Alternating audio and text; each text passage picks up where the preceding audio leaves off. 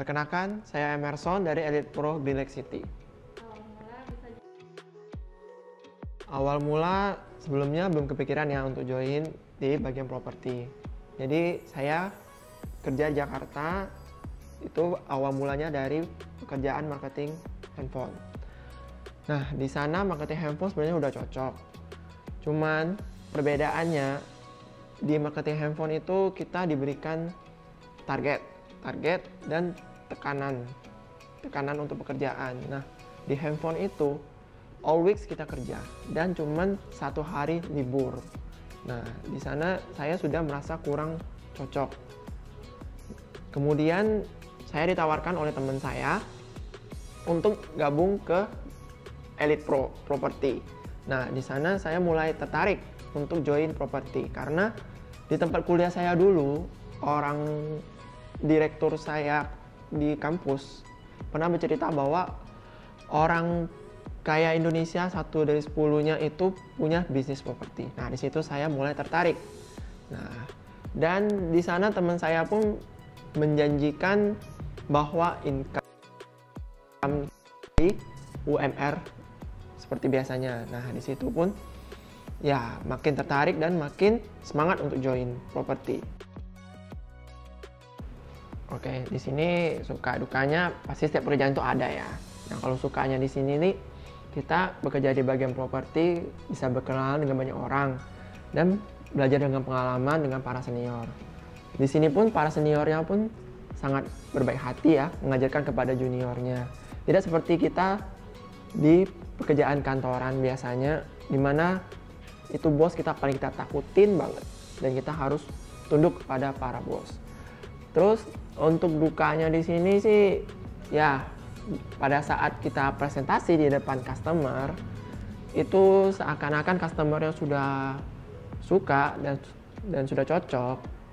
Kemudian kita tanyakan kembali progresnya, ya seakan-akan menghilang dari bumi, tidak ada kabar atau kita sebut seperti PHP.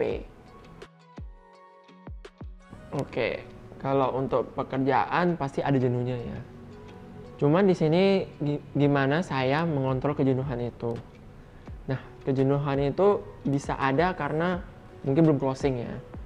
Nggak ada prospek baru atau ya belum ada yang lainnya. Nah, di sini saya mengambil kejenuhan itu dengan cara lain seperti bertemu teman, mengobrol, membaca buku, atau sharing kepada leader gimana cara baiknya atau saya ada melakukan sebuah kesalahan. Nah, dari sana pelan-pelan kejenuhan itu akan hilang. Kemudian semangat kerja pun kembali dan bisa optimis lagi untuk closing. Pencapaian dicapai saat ini itu paling pertama join properti bisa closing ruko Poris dan saya bisa beli motor sendiri secara cash. Itu benar-benar senang sekali pencapaian di awal. Kemudian yang kedua, saya bisa closing rumah seharga 3M di Green Lake City. Itu juga sebuah pencapaian terbesar setelah setahun join properti. Nah, yang paling saya senangin, saya bisa tur ke Eropa gratis tanpa biaya apapun, hanya membawa koper saja dengan para teman-teman agent lainnya selama 8 hari. Pastinya saya harus pantang menyerah dulu ya. Dimana di sini pasti banyak hal yang dilaluin. Dari penolakan, dari kegagalan yang lainnya, itu mungkin dari pribadi atau dari customernya pun. Nah, di sini motivasi terbesar yang saya pegang di sini, di mana hasil itu tidak akan mengkhianati prosesnya. Ya, ngomong sih mudah, tapi untuk tindakannya itu tidaklah mudah. Benar-benar jatuh bangun, benar-benar di mana kita ada suka dukanya, tetapi itu pun harus dijalanin. Karena titik kesuksesan itu di mana kita harus menjalani sampai akhir. Oke, di sini tips-tips closingan ini adalah cara yang saya lakukan setiap harinya.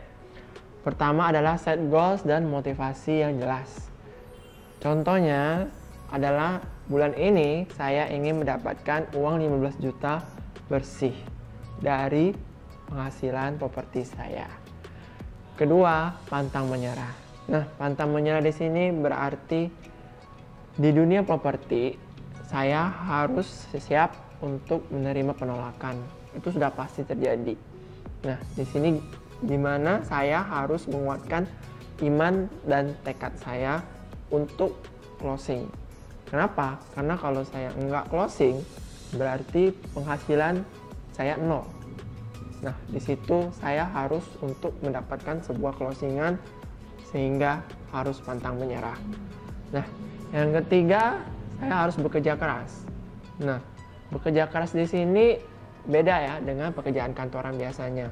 Pekerjaan di sini kerja keras adalah saya harus rajin-rajin follow up, posting iklan, serta memasang spanduk dan hal lainnya yang berhubungan dengan properti. Nah, dari situ baru bisa kelihatan mana yang efektif dan tidak efektif. Kemudian yang terakhir, paling penting itu adalah doa. Dimana kalau kita tidak berdoa, tidak diberikan sebuah perjalanan yang lancar.